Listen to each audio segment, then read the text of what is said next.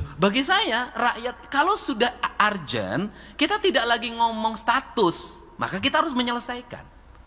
Misalnya tahun ini kita di Kota Bandung mulai mungkin 1 bulan lagi mulai pekerjaan, pastor kita intervensi. Harus tertata keadaan ke rumah. Ini wajahnya Pemprov Jabar, ada gedung sate. Kemudian yang berikutnya adalah saya minta kepala PU, sudahlah di mana-mana tiap Jumat Sabtu Bandung pasti macet di pasternya. Problemnya apa? Ada perempatan traffic light di depan gerbang tol. Kalau Sabtu Minggu panjang sudah. Bagaimana caranya? Ya sudah, bikin underpass saja. Yang mobil dari sana ke bawah saja. Ini lurus sehingga nanti tidak usah lagi menghadapi traffic light. Saya sudah setahun loh minta kepala Bapeda koordinasi dengan pemerintah Kota Bandung. Apa intervensinya adalah traffic light di Kota Bandung itu tidak beraturan. Kenapa? Manual, Pak.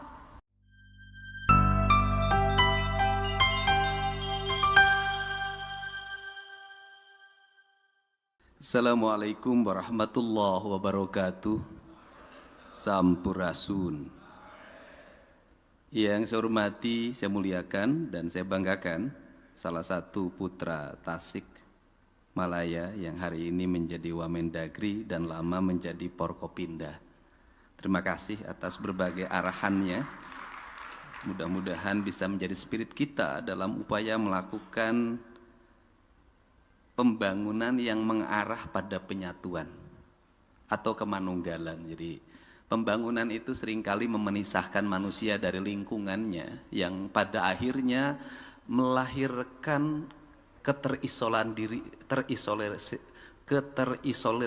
diri manusia, terisolir manusia, sehingga menjadi dia terpisah dari lingkungannya, melahirkan depresi, melahirkan angka bunuh diri.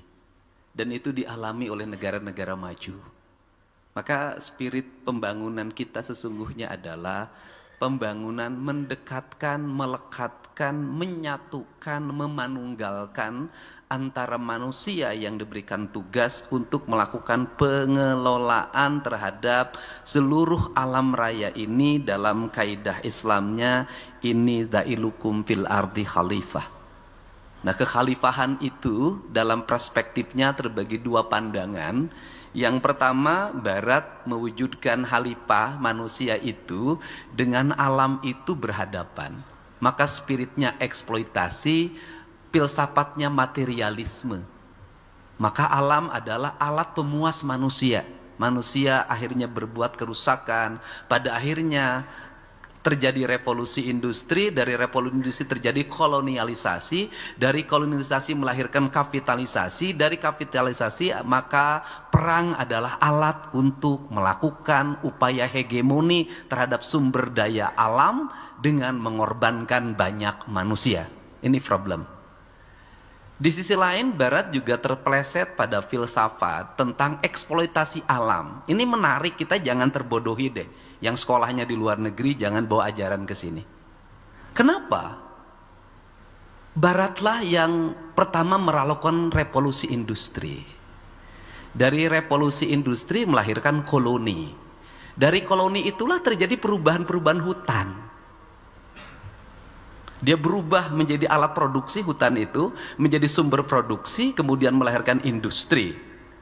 Setelah itu Barat menyadari kekeliruannya, dia mengembangkan pikiran lagi penentangan deforestasi.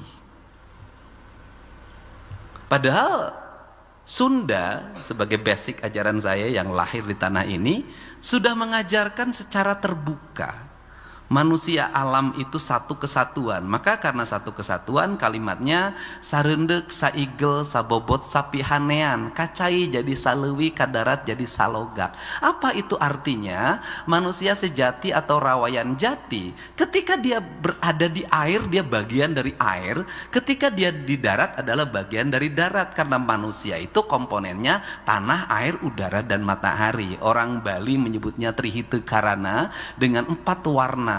Tanah hitam, air putih, matahari atau hawanya merah, dan kemudian angin kuning. Mohon maaf, tidak ada urusan dengan partai yang biru, nggak ada. Putih nggak ada. Nah ini sebenarnya, seluruh filsafat ini lama oleh kita ditinggalkan. Kita sibuk mengikuti pertumbuhan, kita sibuk mengejar angka-angka yang kadang semu. Tetapi angka yang tidak melahirkan keadilan, kita sibuk dengan grafik statistik itu untuk mengejar ketertinggalan itu. Tapi kita lupa bahwa seluruh lingkungan kita tidak disapa, seluruh lingkungan kita tidak diraba, seluruh lingkungan kita tidak menjadi bagian hidup kita. Maka yang terjadi adalah seluruh angka ini menjadi semu kamuflatif ditambah dengan budaya koruptif. Maka lahirlah alam seperti kita ini. Maka saya ucapkan terima kasih. Ini sebuah kebahagiaan bagi saya. Pagi hari ini sepanjang sejarah di Jawa Barat, pada saat ulang tahun gubernur senior yang bernama Bay, gubernur senior hari ini ulang tahun, selamat. Kita bisa berkumpul, dan yang paling menarik Sekjen Partai Demokrat saja hadir, walaupun tidak ada dalam 4 warna itu. Terima kasih atas kehadirannya. Ada para anggota DPR RI, saya lihat lengkap hari ini hadir. Ada saudara kandung saya, Mulyadi. Kan saya Dedi, dia Mulyadi. Kemudian juga ada Teh Rike. Nah, sebenarnya Teh Rike itu dalam sejarah tuh dia meninggal atau bunuh diri karena menjaga kehormatan dirinya di Bubat, itu dalam riwayat ya. Begitu. Tapi dia masih hidup menjadi reinkarnasinya, tetap mempertahankan kehormatan dan harga dirinya sebagai perempuan Sunda. Tepuk tangan dong. Kemudian juga ada juga ini mantan pimpinan dewan yang dulu sangat punya power yang full mengatur anggaran dewan, namanya Pak Ade dan tetap Ginanjar. Ada, saya lihat tadi ada Pak Ade Ginanjar, saya hadir, saya ucapkan terima kasih. Ada juga anggota DPD RI, saya ucapkan terima kasih Ibu. Anggota DPR RI, sudah kan? Sebut semuanya. Hari ini pimpinan dewan lengkap. Ada Pak Iwan yang dari tadi cerita terus tentang ini lagu ini maknanya apa, tujuannya kemana, alamnya seperti apa. Setelah saya teliti ternyata Pak Iwan kayaknya turunan Sri Baduga karena tinggalnya di Bogor.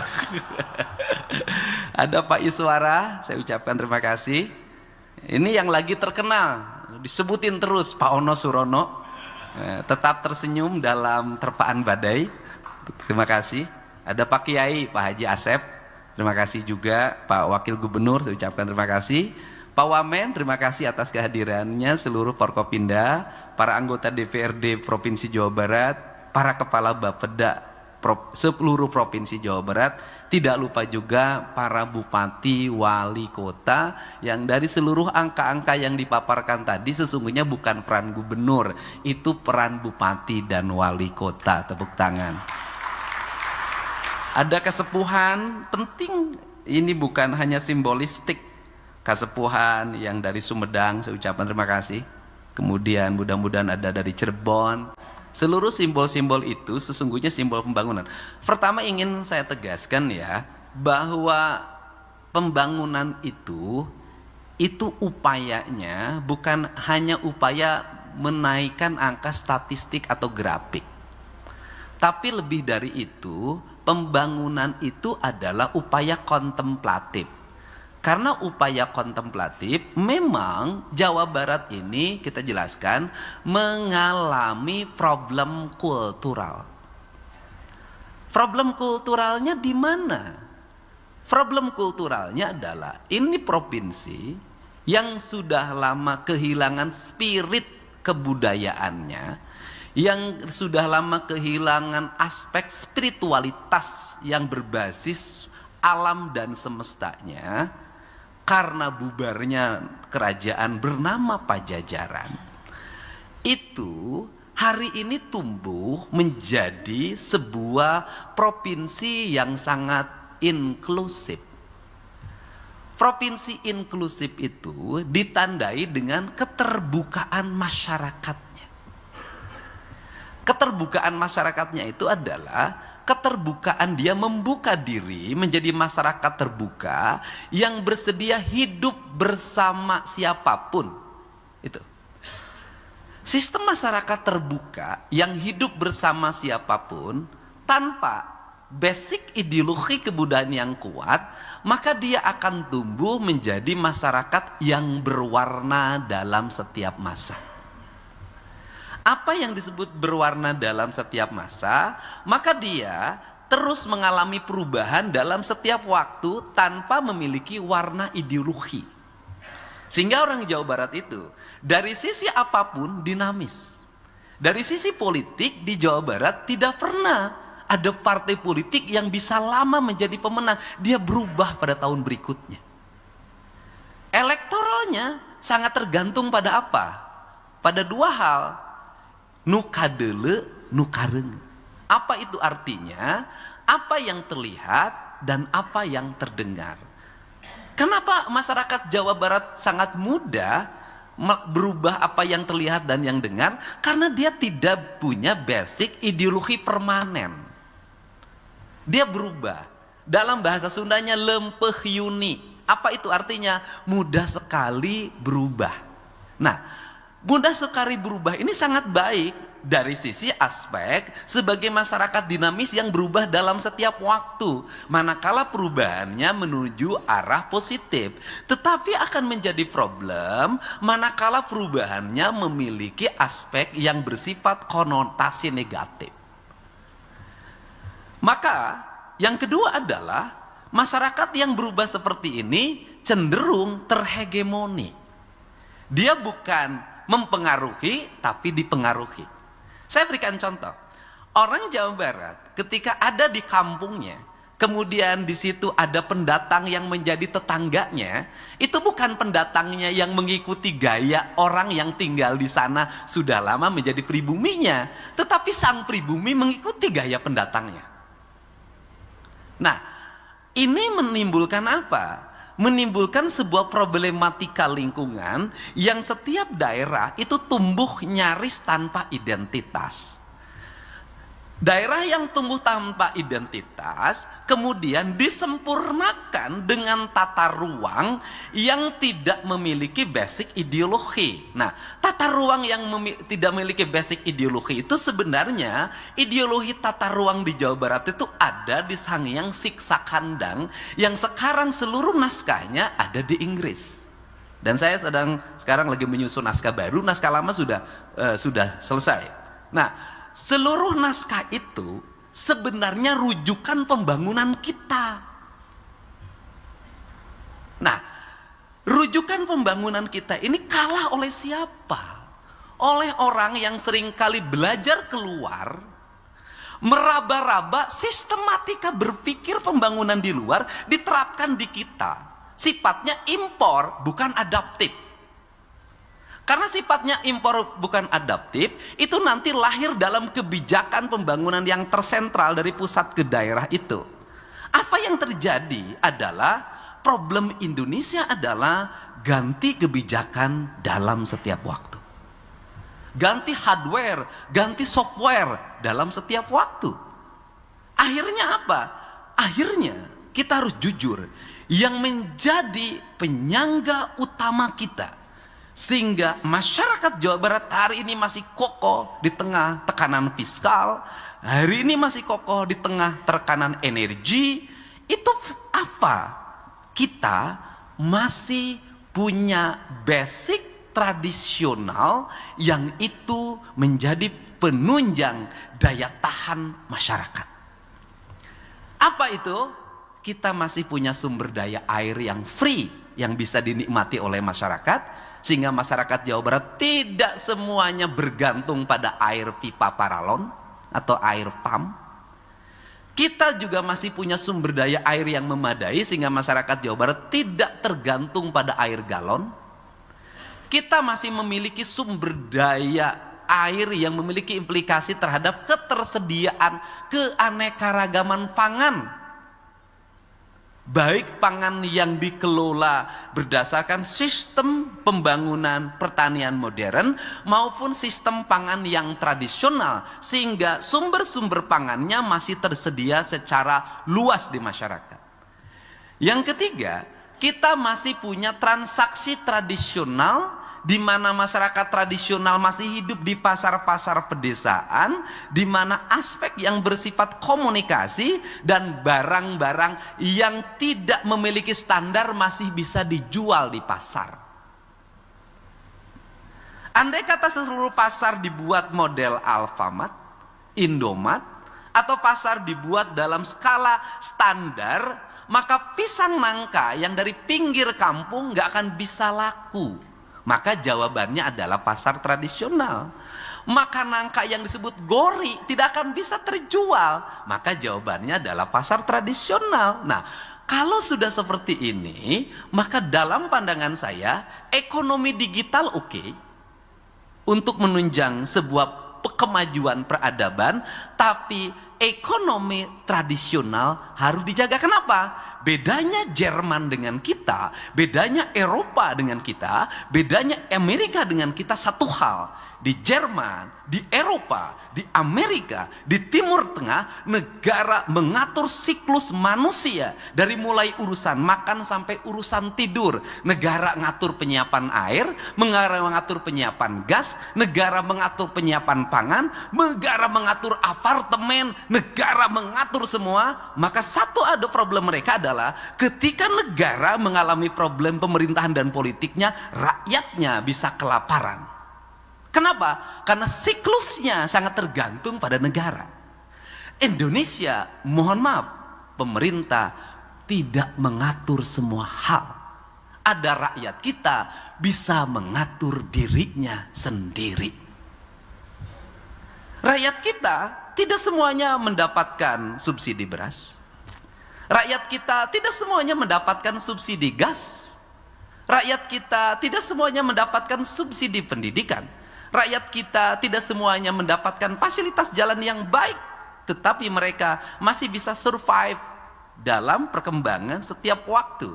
Saya tesis ini kenapa saya omongkan? Kita pernah melewati masa kolonial Belanda, survive. Kita pernah melewati masa Orde Lama, survive. Kita sudah melewati masa krisis ekonomi 98, survive.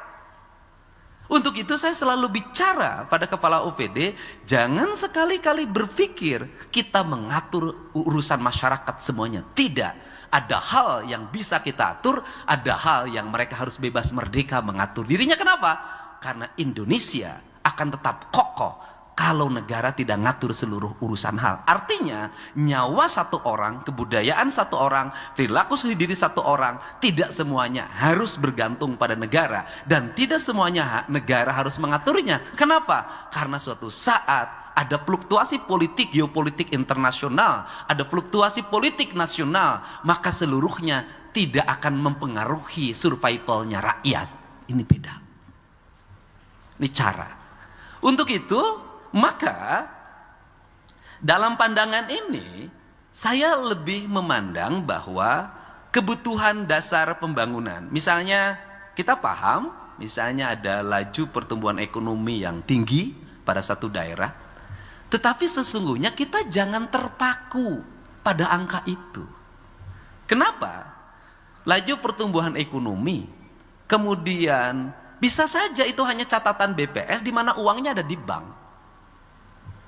Bisa saja satu daerah, dia misalnya pertumbuhannya tinggi karena apa? Produksi nikelnya tinggi, produksi batu baranya tinggi, tetapi nikel dan batu baranya dikerjakan oleh pengusaha yang tinggal di Jakarta, pegawainya juga bukan orang sana, tapi dari berbagai tempat termasuk dari luar negeri. Kemudian mereka tinggal pada sebuah koloni.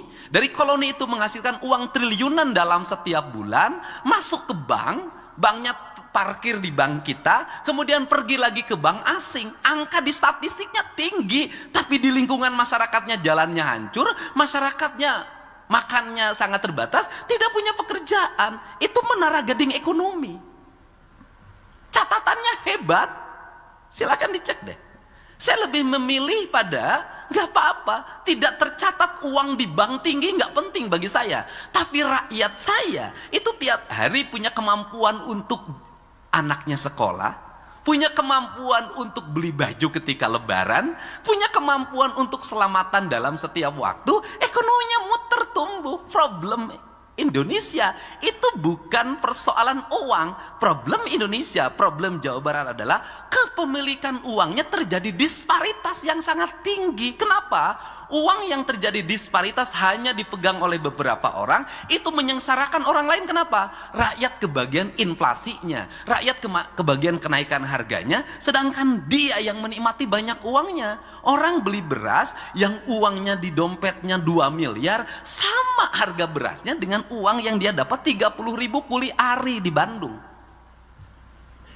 Maka APBD dalam catatan saya adalah harus terdistribusi uangnya secara merata dan menjangkau daerah-daerah yang tidak terjangkau oleh industrialisasi.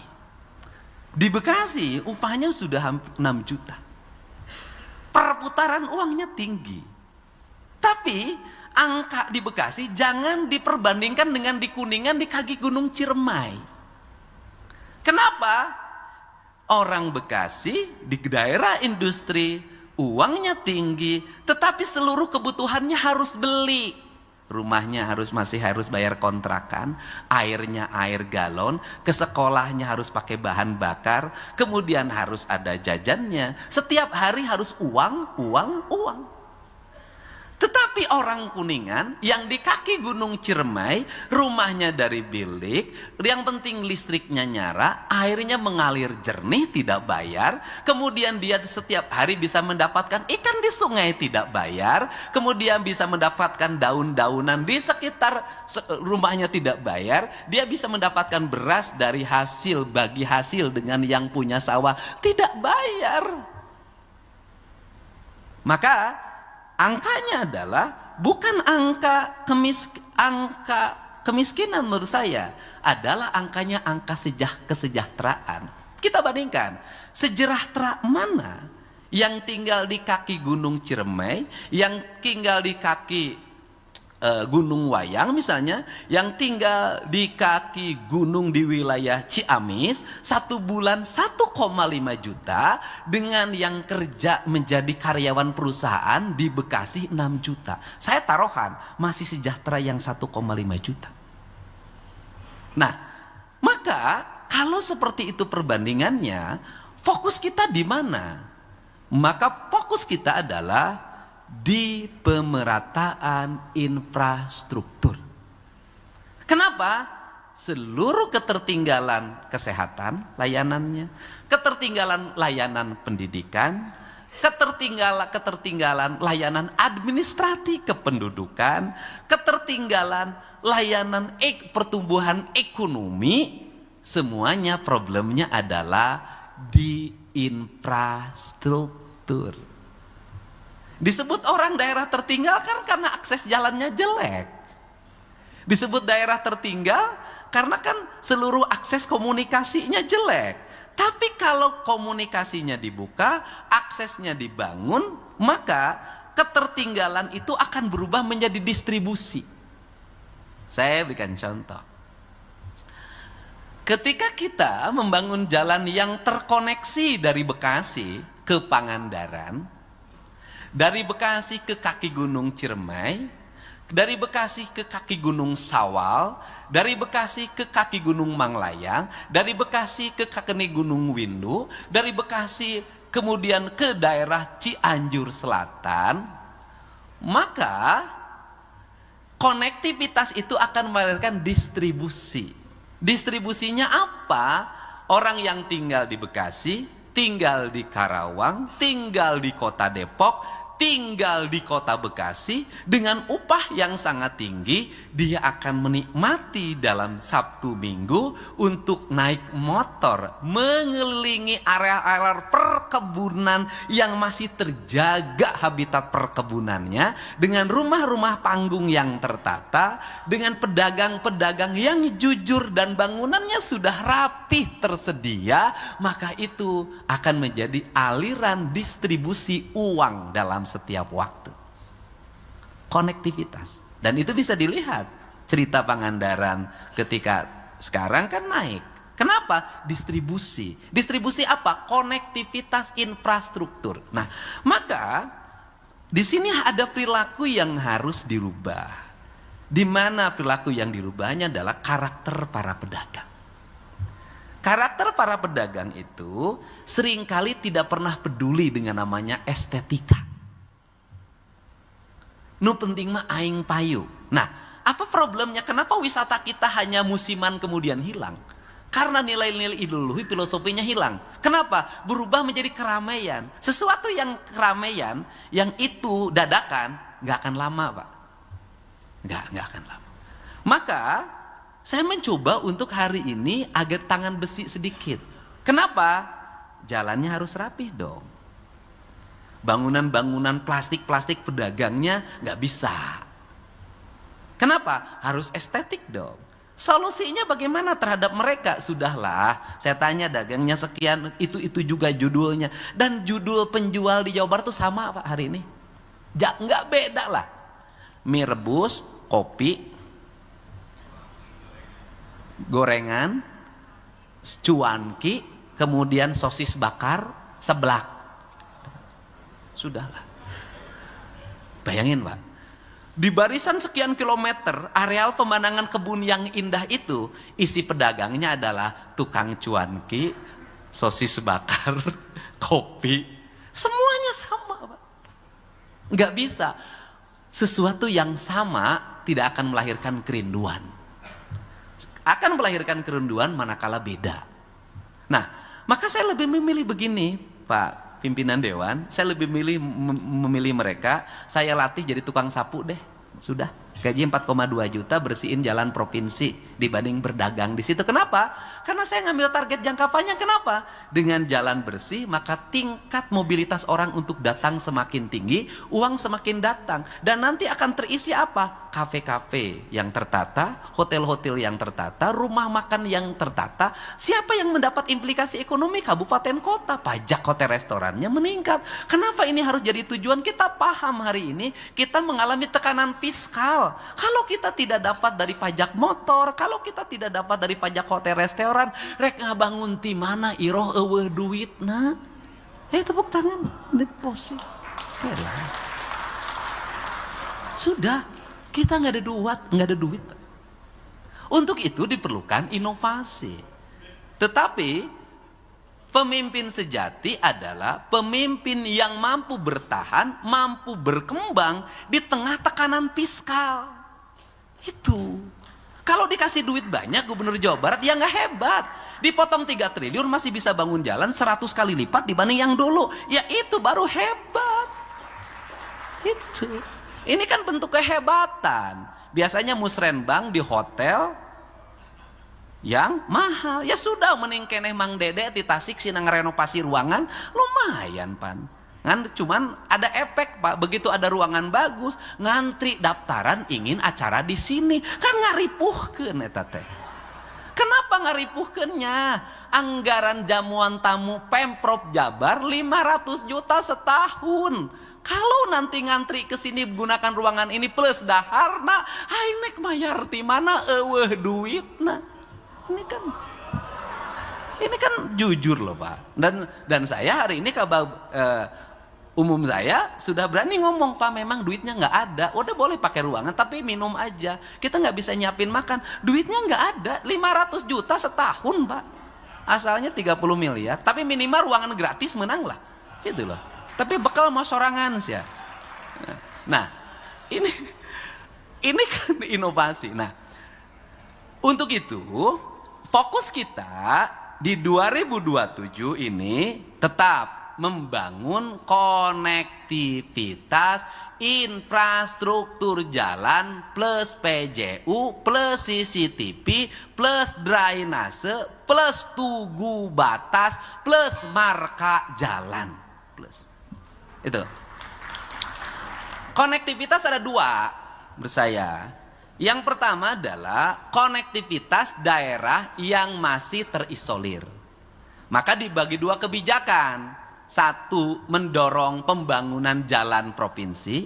Maka kan tahun ini kan selesai DED-nya. kita selesaikan secara bertahap. Tadinya pengen tahun ini, tapi kan duitnya turun. Ya sudah, kita evaluasi dulu. Tahun depan harus jadi, Pak Kepala Bapeda, jalur Puncak 2. Tuh, itu konektivitas, Pak. Yang kedua, setelah Puncak 2, maka konektivitas harus terbangun lagi. Sukabumi, Pangandaran, lewat jalur tengah. Karena itulah yang membuat ketertinggalan orang Sukabumi, ketertinggalan dari sisi konektivitas. Kemudian Cianjur Selatan, Garut Selatan. Sehingga anggaran ke Garut jangan lagi bantuan buat yayasan. Ganti sama infrastruktur jalan. Karena bantuan buat yayasan 10 tahun Garut diguyur duit, Pak. Itu rata-rata uang ke Garut dalam 10 tahun terakhir itu 400 miliar dalam setiap tahun. Tapi rakyatnya gogorowokan we jalan butut, Pak Dede. Nah, sudah. Gitu loh, gitu. Nah, ini harus diselesaikan. Nah, sampai Pangandaran, kenapa? Agar orang menuju Pangandaran tidak fokus ke Pangandaran. Dia mampir di berbagai tempat yang itu bisa melahirkan efek ekonomi. Kenapa orang fokus ke tujuan? Karena di perjalanan tidak ada yang menarik. Ini yang harus dibangun konektivitasnya. Nah, kemudian di wilayah sisi utara, kita harus menyelesaikan berbagai problem kelautan. 1. Infrastruktur dasar layanan laut. 2. Pendangkalan seluruh muara di wilayah pantai utara. Ini Pak Ono ahlinya begitu. 3. Kampung-kampung nelayan yang kumuh. Kemudian yang keempat adalah ancaman banjir dalam setiap waktu akibat meluapnya sungai yang dikelola oleh BBWS dan PJT. Nah, ini Pak Herman sudah memelopori. Ini. Nah, kemudian dari sisi tata wilayah, ini penting dan harus ditekankan. Saya berulang-ulang. Cirebon, kota Cirebon, Kabupaten Cirebon, itu merupakan representasi dari Jogjanya Jawa Barat. Culture-nya kuat di sana. Nah, problem apa sih di situ? Kita punya Kanoman, tapi di depannya penuh pasar. Ya tidak mau kalau Kanoman ingin menjadi tempat kunjungan, ya pasarnya harus dibuka. Kita punya misalnya Kasepuhan. Tetapi di situ ada problem ketidaknyamanan orang. Kita masuk juga ingin dijadikan Cirebon sebagai miniaturnya Jogja di Jawa Barat. Kita dihadapkan pada trotoar yang kumuh, kaki lima yang mengambil badan jalan, semuanya itu problem, nggak bisa wisatawan menarik di situ. Maka mau tidak mau kita harus secara bersama-sama membenahan itu. Kenapa? Tanpa kebersihan tidak akan pernah ada keindahan. Maka nanti harus tertata. Bapeda kemudian kepala PU nanti memilah jalan provinsi, jalan nasional, kemudian jalan kabupaten terkoneksi, trotoarnya ditata dengan baik, dipasang PJU-nya, kemudian diidentifikasi pedagangnya, nanti ditempatkan, kemudian dirubah desain bangunannya, tertata dengan rapi secara terkoneksi, sehingga apa? Sehingga daerah-daerah Jawa Barat nanti menjadi pusat pengembalinya uang Jawa Barat yang ada di Jakarta. Saya katakan sekali lagi, Jawa Barat, uang yang Jawa Barat yang ada di Jakarta balik lagi. Ingat loh, kenapa? Kan pajak kita tinggi. Pajak kita tinggi kan bayar pajaknya banyak yang di Jakarta. Bagi hasilnya banyak yang di Jakarta. Ya kita pengen balik lagi dong ke Jawa Barat uangnya. Untuk apa? Dalam bentuk apa? Distribusi kunjungan. Untuk apa? Agar orang sekitar Jakarta ini betah nginep di Jawa Barat. Pokoknya setiap Jumat, Sabtu, Minggu seluruh warga Jakarta turun ke Jawa Barat, nginep di Jawa Barat. Ini cara. Ini cara. Untuk itu mana yang menjadi ikoniknya? Yaitu kampung yang harus diurus, yang tetap originalitasnya. Jadi saya misalnya ngajarin orang pakai kebaya, ngajarin makanan tradisi, kesenian tradisi, itu adalah membangun originalitas. Kenapa? Karena nanti orang akan mencari yang original, tidak akan nyari yang campuran, sudahlah. Ini yang original. Nah, dan kita ini memiliki segalanya. Kita punya hamparan laut utara dan selatan, kita punya hamparan kebun teh. Nah, di sini nanti ada koreksi. Koreksinya apa? Salah satu koreksi terhadap gubernur hari ini adalah adanya belanja yang bukan kewajiban pemerintah provinsi. Misalnya, gubernur mengintervensi PTPN. Mengintervensinya apa? Di PTPN, provinsi nanam teh. Kemudian pekerjanya diupah oleh provinsi. Itu dianggap salah. Bagi saya benar. Kenapa? Karena kalau tidak diintervensi oleh kita, PTPN tidak mau nanam teh. Senangnya nyewain kebun teh. Kenapa? Karena Jawa Barat kuncinya itu. Kalau tehnya rusak, Jawa Barat akan mengalami degradasi lingkungan yang kuat dan menurunnya arus wisatawan. Ini kan penting. Nah, kemudian provinsi mengintervensi misalnya jalan nasional. Loh, bagi saya rakyat kalau sudah urgent, kita tidak lagi ngomong status, maka kita harus menyelesaikan. Misalnya tahun ini kita di Kota Bandung mulai mungkin 1 bulan lagi mulai pekerjaan, Pasteur kita intervensi. Harus tertata keadaan ini wajahnya Pemprov Jabar ada gedung sate. Kemudian yang berikutnya adalah saya minta kepala PU sudahlah. Di mana-mana tiap Jumat Sabtu Bandung pasti macet di Pasteurnya. Problemnya apa?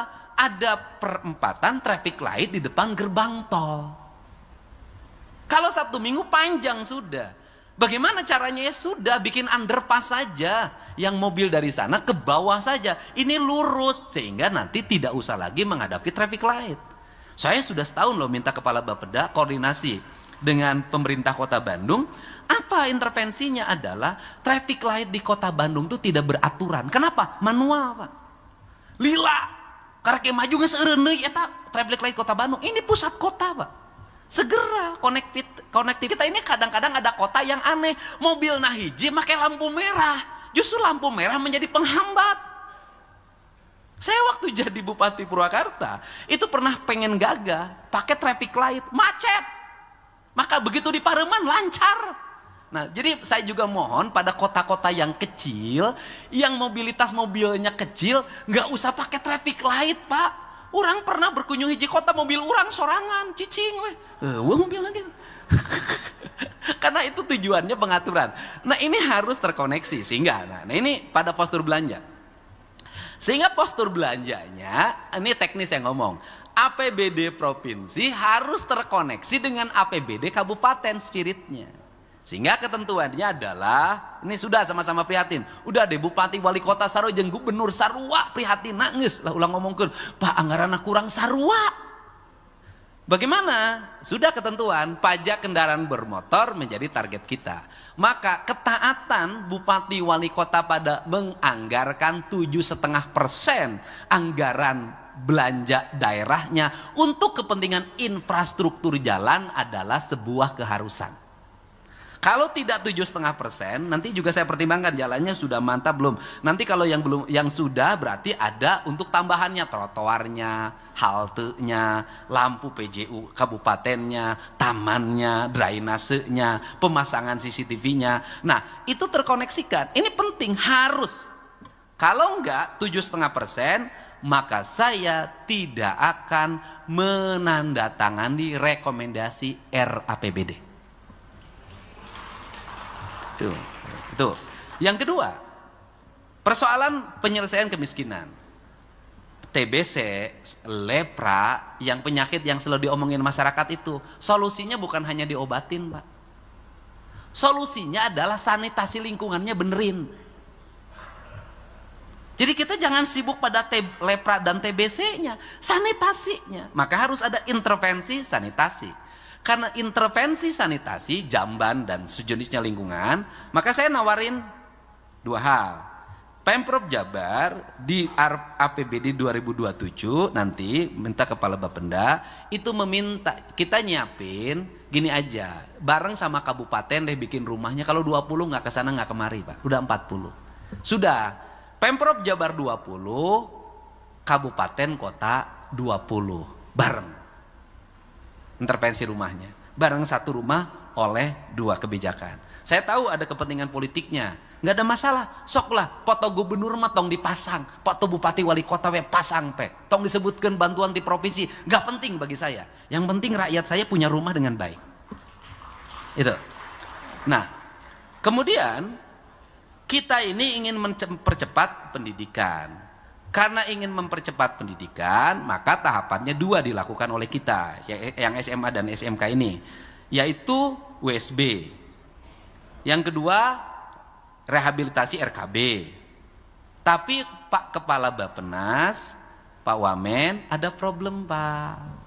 Problemnya apa? Pengangkatan guru itu tidak pernah dilakukan.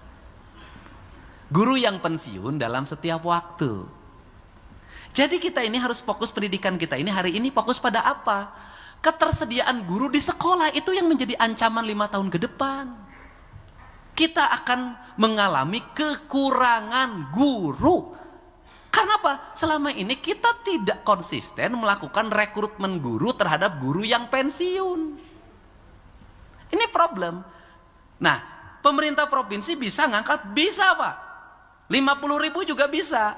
Tapi kalau provinsi ngangkat juga, maka terjadi degradasi. Kalau ditetapin 30% anggaran belanja rutinnya, bisa 60% Pak. Kan ini problem kita, tidak melihat apa yang menjadi kebutuhan dasar masyarakat. Kebutuhan dasarnya adalah ketersediaan ruang kelas, ketersediaan guru, dan ketersediaan sekolah, serta rasio murid dan guru, serta rasio murid dan sekolah. Ini kita. Konektivitas ini yang harus segera dibangun. Nah, untuk itu kalau provinsi hari ini dua hal. Pertama, kita mengoptimalkan SMK-SMK negeri yang ada. Membangun ruang kelas baru, membangun sekolah baru. Dan di situ ada problem tanah, Pak Wamen. Problem tanahnya adalah rata-rata sekolah ini banyak menggunakan tanah desa. Desana nagih ayeuna. Tuh. Nah, kemudian yang berikutnya adalah apabila di sini negeri penuh, maka akan didorong pada swasta. Tetapi masyarakat tidak mampu, free. Termasuk sepatu dan bukunya sematasnya disiapkan. Ini akan didorong. Nah, dalam perspektif ini, maka menurut saya harus juga didorong pada kedua, persoalan pengangguran. Kita tumbuh kawasan industri baru. Itu harus sudah mulai terkoneksi diakses industri 2 tahun ke depan. Maka di 2 tahun ke depan industri butuh ini, anak-anak ini sudah menjadi bagian. Sehingga harus kepala dinas pendidikan harus berani di lembaga-lembaga bisnis, di perusahaan-perusahaan ketika semester 2 kelas 3 sudah. Jadi dalam pandangan saya, daripada anak ini dia ikut program magangnya, bila perlu magangnya bikin magangnya 10 bulan. Kenapa? Justru itu menguranginya. Ini cara. Nah, untuk mendorong kelas menengah baru, maka anak-anak kelas menengah bawah di seluruh provinsi Jawa Barat yang tertradisi dengan tradisi-tradisi lingkungan yang hari ini semakin buruk, mereka harus mulai didorong ke sekolah-sekolah yang berorientasi industri, sekolah-sekolah lain. Nah, dan termasuk juga industri, tetap orang Jawa Barat akan tertinggal di industri itu, tidak menjadi tenaga kerja kelas menengah kalau kelas menengah industrinya tidak terkuasai. Maka kelas menengah industri terkuasai kalau kita mendorong kelas menengah baru dalam sektor industri dengan menyiapkan tenaga kerja terdidik untuk masuk ke level. Tapi kalau manajer HRD-nya orang situ, orang Jawa Barat, maka sekampungnya akan dibawa ke sana. Itu sudah menjadi konektif, menjadi fokus. Nah, kemudian sisi keluarga berencana, ini kan problem. Ini kan problem. Nah, problemnya apa? Di data statistik yang saya miliki, rata-rata orang berpenghasilan rendah dan dikategorikan miskin, anaknya banyak. Sudahlah, di atas 3, 4, ada yang 11, ada yang 12. Untuk itu, harus ada keterikatan antara program dengan kemauan orang berkeluarga berencana, walaupun ditentang oleh para aktivis. Karena keluarga berencana itu kesadaran. Tapi menurut saya, kalau tidak dipaksa, orang tidak sadar. Kenapa? Karena dia menjadi beban. Bebannya apa? Kelahiran anak ke-5, ke-6, ke-7, ke-8. Subsidi hanya dinikmati oleh satu keluarga. Nanti anaknya juga mendapat pendidikan ini semua. Nah, kan nggak boleh APBD begini. Dia harus terdistribusi untuk kepentingan lain. Maka seluruh program perbangunan harus terkoneksi dengan kesadaran berkeluarga berencana. Nah, terakhir, apa yang menjadi trending topik kita? Ini trending topik, ini fakta yang harus diakui.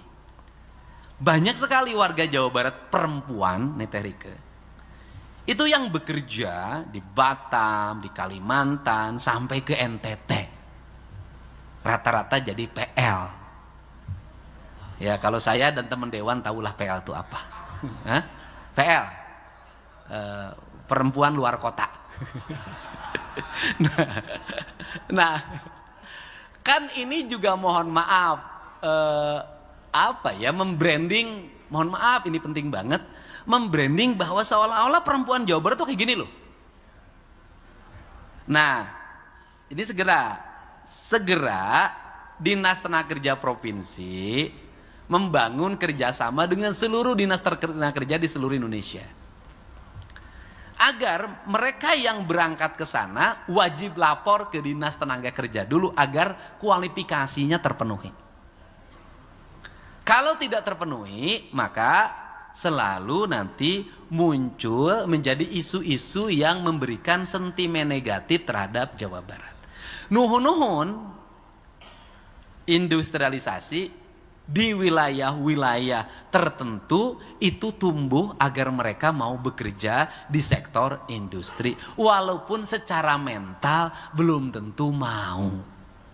Kalau di industri upahnya ya 3 juta, 3,5, 4. Kalau jadi PL, kalau dapat tips jadi gubernur kan gope sekali, tips itu tip. Oh, gitu. Saya aja nggak akan nyebutin dari anggota dewan, nggak. Nah, ini kan harus segera dibenahi, membangun citra. Termasuk apa? Termasuk Bupati Cianjur, Bupati Sukabumi, Bupati Bogor. Kita juga harus segera membenahi agar wilayah Cipanas tidak menjadi pusat kawin kontrak. Ini fakta, Pak. Kenapa? Jangan sampai kita itu selalu ironi. Satu sisi mengatakan kita ini daerah religius, tapi di sisi lain kawin kontraknya merajalela. Dan ini harus begini, problemnya apa sih sehingga orang cenderung memilih kawin kontrak gitu loh. Sebenarnya kan kawin kontrak itu sama dengan ya PSK secara umum, cuman dikasih kalimat kontrak. Kontraknya 1 jam gitu loh. Kan ini problem. Kenapa? Kita harus menyentuh pada wilayah-wilayah sensitif yang itu menjadi orientasi kita. Terakhir, ini problem. Kemiskinan di Jawa Barat itu terjadi karena perilaku warga juga. Perilaku warganya itu adalah seringkali mengambil tindakan-tindakan yang sangat berani untuk mengambil uang ke pihak lain sampai bunganya 25%. Kebutuhannya diantaranya nyunatin, nikahin, atau dagang seblak. Ini dagang seblak ini pinjemnya ke Bank Emok ini. Kemudian dagang mie rebus. Kemudian dagang sosis bakar, ini riset yang saya lakukan. Nah, ini harus ada penyelesaian oleh kita bersama. Tetapi di sini ada problem, Pak Wamen Bappenas. Problemnya apa? Problemnya warga kita ini kalau dikasih pinjaman pemerintah 0% nggak mau bayar. Tapi kalau dikasih rentenir 25% bayar. Ini Pak. Apakah nanti kita misalnya sudahlah nggak usah lagi bunga, udah bantuan aja 500 ribuan, nanti kita identifikasi. Nah itu saya. Kemudian saya sih ngajak hari ini, bahkan saya mau jadikan dalam bentuk ajakan. Surat edarannya ajakan boleh dong gubernur yang ngajak. Pernikahan menjadi pintu gerbang utama orang untuk meningkatkan kesejahteraan. Tapi pada level masyarakat menengah ke bawah, menurut saya ke depan izin pernikahan atau rekes atau izin rame-rame, Pak Wamendagri sangat paham terhadap ini, itu harus ada komponen yang nanti diisi formulir bagi mereka yang mengajukan izin. Hajatnya, uangnya dari mana?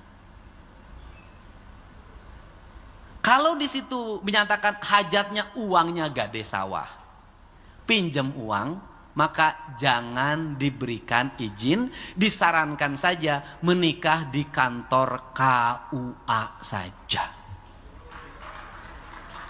Dan saya sudah telepon tadi Kanwil Kemenag, saya ngajak pada semua anggota DPRD Provinsi Jawa Barat, setiap KUA nanti kita renovasi, siapkan satu ruangan akad nikah. Siapa tahu saya yang pertama mengisinya. Nah, di ruangan itu bikinlah kayak gini. Terus kemudian nanti disiapkanlah kursi pengantin. Ya cukup satu kali beli dan siapa orang bisa menggunakannya. Bila perlu di ruangan itu nanti kita siapkan pinjam baju pengantin. Yang tidak boleh dipinjamkan pengantinnya, bajunya boleh. Kita siapkan. Untuk apa? Untuk mendorong agar dia menikah tidak dibebani oleh utang orang tuanya dan utang calon pengantinnya. Untuk apa? Dorong lebih baik pada mereka untuk lebih baik mencicil rumah dibanding membuat pesta jadi raja satu malam tapi sengsara sepanjang masa. Infrastruktur desa akan kita dorong untuk dibangun secara bertahap oleh Pemprov Jabar dimulai tahun ini. Maka kita akan melakukan secara berjenjang pada desa-desa yang mengalami keterisoliran. Maka hitungan saya 2027, 2028, 2029 seluruh daerah desa terisolir di Jawa Barat, infrastrukturnya buruk akan selesai, jalannya berbeton, berdrainase dan ber-PJU secara merata di seluruh provinsi Jawa Barat. Ini yang konektivitas ini yang akan dibangun. Kalau sudah seperti itu, maka 5 tahun memimpin ini kita bisa menyelesaikan berbagai mimpi yang biasanya kalau pakai SOP normal itu dicapainya 50 tahun. Tapi ini kita akan capai dalam waktu 5 tahun dengan spirit kajen teuing perih nu penting mah menang perah heureut nenden. Ini prinsip saeutik mahi loba nyesa. Ini prinsip-prinsip dasar yang dibuat. Untuk itu saya mengucapkan terima kasih. Ini gambaran besar pembangunan. Kita fokus pada layanan dasar pemerintah Provinsi Jawa Barat. Kita fokus pada pembangunan yang memiliki spirit pemerataan. Kita fokus pembangunan yang berspirit pada kualitas, memiliki nilai ideologi, memiliki nilai histori, memiliki nilai filosofi, dan memiliki nilai teknokrasi. Dan pesan saya buat Pak Sekda dan teman-teman, kalau berkomunikasi dengan masyarakat, gunakan bahasa yang sederhana. Misalnya, Pemda Jawa Barat akan memperluas halaman gedung sate. Jadi pengumumannya adalah akan dibangun plaza. Sehingga di masyarakat, tadi gedung sate dibangun plaza, cenah. Atuh kahalangan, cenah. Pan moal geus loba kunaon ngabangun plaza di dinya.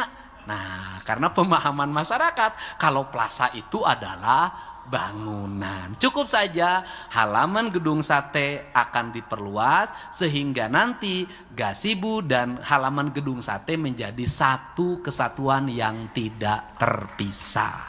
Dan kemudian jalan di Ponorogonya tidak akan lurus tapi melingkar ke arah ujung utara mengambil sebagian tanah gazebo. Jadi luasan jalan di Ponorogo nanti mengambil seluas tanah gazebo di ujung. Kalau ada orang yang mengatakan bahwa ini menyalahi tata kota, kalau mau konsisten, yang salah dalam tata kota dan melanggar undang-undang yang mengatur tentang kepurbakalaan atau gedung-gedung yang memiliki nilai heritage bahkan nilai keamanan, justru Hotel Pullman yang salah.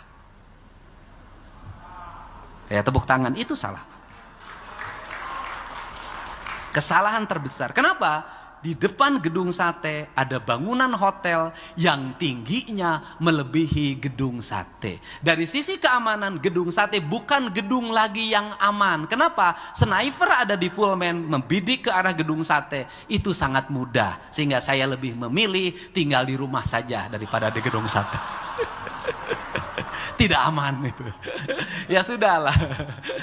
Nah, jadi ya, jadi biar nembaknya, kalau Pak Erwan ditembak dia kebal peluru, dijaga oleh Piking. Nah, jadi sebenarnya jujurlah di kita ini, termasuk ini Pak, Gedung Pakuan. Gedung Pakuan juga salah. Itu di depannya ada hotel yang lebih tinggi dari Gedung Pakuan. Jadi kita ini kalau ngomong, pertanyaannya baheula nu jelas salah di Arantep. Itu problem kita, gitu loh. Itu salah Pak. Sok mau ngomong dengan siapapun, salah itu Pak. Gitu. Dan yang paling menarik, Pullman itu dibangun di atas tanah Pemda Jawa Barat. Itulah anehnya kita. Padahal sekolah doktorna loba. Nah, ini yang dibangun. Untuk itu saya ucapkan terima kasih. Mudah-mudahan ini menjadi spirit kita semua. Saya ucap terima kasih kehadirannya. Terima kasih pada jajaran pimpinan DPRD Provinsi Jawa Barat yang support terhadap seluruh gerakan pembangunan Jawa Barat. Dengan ucapkan bismillahirrahmanirrahim, pembangunan di Jawa Barat harus terus melaju. Lembur diurus, kota ditata, Jawa Barat istimewa. Wallahu muwaffiq ila aqwamit thoriq. Assalamualaikum warahmatullahi wabarakatuh. Sampurasun. Nah, ini pidato Kang Deddy Mulyadi ya. Seperti biasa Kang Deddy Mulyadi berpidato tanpa teks. Ini pidato beberapa bulan yang lalu. Mungkin ada beberapa dari kawan-kawan yang belum melihat pidato Kang Deddy Mulyadi yang ini. Nah, maka saya tampilkan lagi ya. Tepatnya ini video 2 bulan yang lalu kawan-kawan ya. Di situ Kang Deddy Mulyadi biasa pidato berapi-api tanpa teks, kata para netizen ya. Di situ ada beberapa hal yang dijelaskan oleh Kang Deddy Mulyadi ya. Yang pertama, Kang Deddy Mulyadi itu menjelaskan filosofi pembangunan berbasis alam dan budaya. Di sini ada ada tiga subjudul ya. Pertama adalah kemanunggalan manusia dan alam. Kata Kang Deddy Mulyadi, pembangunan seharusnya mendekati dan menyatukan manusia dengan lingkungannya agar tidak melahirkan depresi atau isolasi diri seperti yang terjadi di beberapa negara maju. Kritik terhadap eksploitasi barat ya. Kang Deddy Mulyadi mengkritik filosofi materialisme barat yang mengeksploitasi alam dan menegaskan kembali kearifan lokal Sunda bahwa manusia dan alam adalah satu kesatuan. Terus identitas Jawa Barat, Kang Deddy Mulyadi juga menyoroti pentingnya menjaga identitas kebudayaan masyarakat Jawa Barat agar tetap memiliki prinsip yang kuat di tengah karakter masyarakat yang dinamis. Nah, itu pembahasan yang pertama yang dibahas oleh Kang Deddy Mulyadi. Terus kedua, Kang Deddy Mulyadi pun membahas tentang infrastruktur dan konektivitas. Di sini pemerataan akses, ketertinggalan ekonomi, kesehatan, dan pendidikan dinilai berakar pada masalah akses infrastruktur jalan yang buruk, konektivitas wilayah terisolasi. Kang Deddy Mulyadi memprioritaskan pembangunan jalur-jalur krusial yang masih terisolasi seperti jalur Puncak 2, jalur Tengah Sukabumi Pangandaran hingga Cianjur Selatan. Standar paket jalan, kata Kang Deddy Mulyadi, pembangunan jalan ke depan harus diselesaikan dalam satu paket lengkap, mencakup drainase, PJU, CCTV, marka jalan, dan trotoar. Intervensi jalan nasional. Kang Deddy Mulyadi menegaskan bahwa pemerintah provinsi harus berani memperbaiki jalan nasional yang mendesak bagi rakyat tanpa terlalu kaku terhambat status pembagian wewenang. Itu yang kedua. Ketiga, Kang Deddy Mulyadi pun membahas ekonomi kerakyatan tradisional ya. Menjaga pesan tradisional. Kang Deddy Mulyadi menekankan pentingnya mempertahankan pasar tradisional untuk menampung komoditas rakyat kecil yang tidak masuk dalam standariter modern. Aliran distribusi uang, kata Kang Deddy Mulyadi, pembangunan infrastruktur bertujuan agar uang dari kota-kota industri besar mengalir ke wilayah pedesaan melalui sektor pariwisata dan perdagangan lokal. Estetika pariwisata. Kang Deddy Mulyadi mendorong penataan kawasan pedagang agar lebih estetik dan tertata rapi demi menciptakan nilai jual pariwisata jangka panjang. Keempat, Kang Deddy Mulyadi pun menjelaskan pendidikan dan layanan dasar. Krisis tengah tenaga pengajar ya. Kang Deddy Mulyadi mengingatkan potensi krisis kekurangan guru dalam 5 tahun ke depan akibat banyaknya guru yang pensiun tanpa diimbangi rekrutmen yang konsisten. Sinergi industri. Kang Deddy Mulyadi mendorong lulusan SMK agar memiliki kualifikasi yang lebih sesuai dengan kebutuhan kawasan industri baru di Jawa Barat. Sanitasi untuk kesehatan. Solusi penanganan penyakit seperti TBC dan lepra harus dimulai dengan perbaikan lingkungan hidup dan sanitasi, bukan sekadar mengobati gejalanya, langsung ke akarnya, kata Kang Deddy Mulyadi. Terus lagi kelima, Kang Deddy Mulyadi menjelaskan inovasi di tengah tekanan fiskal. Pemimpin di masa sulit. Kata Kang Deddy Mulyadi, pemimpin yang hebat teruji ketika mampu membawa perkembangan dan tetap membangun di tengah keterbatasan atau pemotongan anggaran. Efisiensi anggaran seremonial. Memangkas anggaran yang bersifat seremonial atau jamuan tamu untuk dialokasikan langsung pada pembangunan yang dirasakan masyarakat. Syarat RAPBD. Kang Deddy Mulyadi mewajibkan pemerintahan kabupaten atau kota menganggarkan minimal 7,5% anggaran belanja daerahnya untuk infrastruktur jalan sebagai syarat penandatanganan rekomendasi RAPBD oleh gubernur. 6. Isu sosial dan perlindungan warga ya. Perlindungan pekerja keluar daerah. Kang Deddy Mulyadi meminta Dinas Tenaga Kerja memperketat pengawasan dan pembekalan kualifikasi bagi warga yang bekerja ke luar daerah demi menjaga citra dan keselamatan mereka. Pemberantasan Bank Emok. Mengkritik fenomena jeratan utang, rentenir, bank emok di masyarakat dan mengusulkan bantuan modal atau edukasi keuangan. Edukasi pernikahan sederhana. Kang Deddy Mulyadi menyarankan masyarakat menengah ke bawah untuk tidak berutang besar demi pesta semalam, serta mendorong pemanfaatan fasilitas KUA yang akan direnovasi dan disiapkan pakaian pengantin gratis oleh pemerintahan. Ini yang terakhir, yaitu penataan kawasan ikonik dan kritik tata kelola. Perluasan gedung sate. Kang Deddy Mulyadi berencana memperluas halaman gedung sate agar terintegrasi langsung dengan lapangan gazebo sebagai ruang publik terpadu. Nah ini udah akhirnya kan banyak perdebatan ya, dikritiki gara-gara penyatuan gedung gazebo dan gedung lapangan gazebo dan gedung sate ini kawan-kawan. Di antaranya DPRD nih Maulana Yusuf mengkritik ya. Terus terakhir, kritik keamanan dan estetika cagar budaya. Menyentuh kritik tata kelola masa lalu terkait berdirinya bangunan hotel tinggi di sekitar cagar budaya yang dinilai menyalahi aspek estetika serta keamanan.